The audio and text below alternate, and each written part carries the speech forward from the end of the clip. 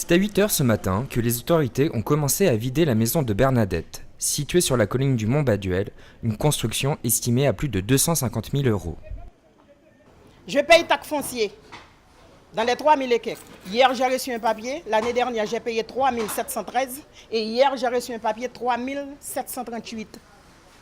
J'ai eu mes 2 enfants ici. Là, c'est 35 ans de travail. J'ai perdu là, monsieur.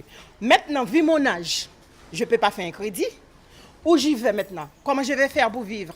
Et j'ai ma fille qui est en études en France. En juillet 2016, un rapport du Bureau de recherche géologique et minière indiquait que la structure même de la colline pouvait s'affaisser à tout moment et entraîner un glissement de terrain. La préfecture a donc signé un arrêté de péril imminent et a commencé la démolition au Mont Baduel.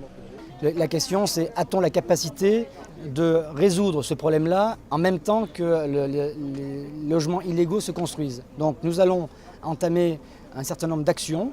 D'accord. Par exemple, nous sommes en train de faire une proposition au gouvernement qui serait de pouvoir saisir tous les véhicules et matériels qui permettent la construction de ces bâtiments, ce qui permettrait déjà de mettre un coup d'arrêt à ceux qui profitent aussi de la misère et qui vendent des services. Ça, c'est un premier sujet. Deuxième sujet aussi, nous allons, avec la mairie et l'ensemble des collectivités, travailler pour essayer de mettre en place un système, peut-être une brigade dédiée, peut-être un autre système, pour détruire au fur et à mesure toute maison qui serait en début de construction.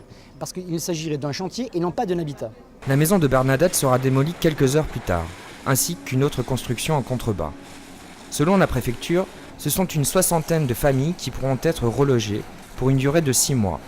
Pour les autres habitants remplissant les conditions de séjour en France, une solution transitoire leur sera apportée. Et je ne vois pas pourquoi on ne respecterait pas le droit français. Il y a des situations légales, des situations illégales, et donc on applique strictement le droit, sans aucun état d'âme, mais avec humanité.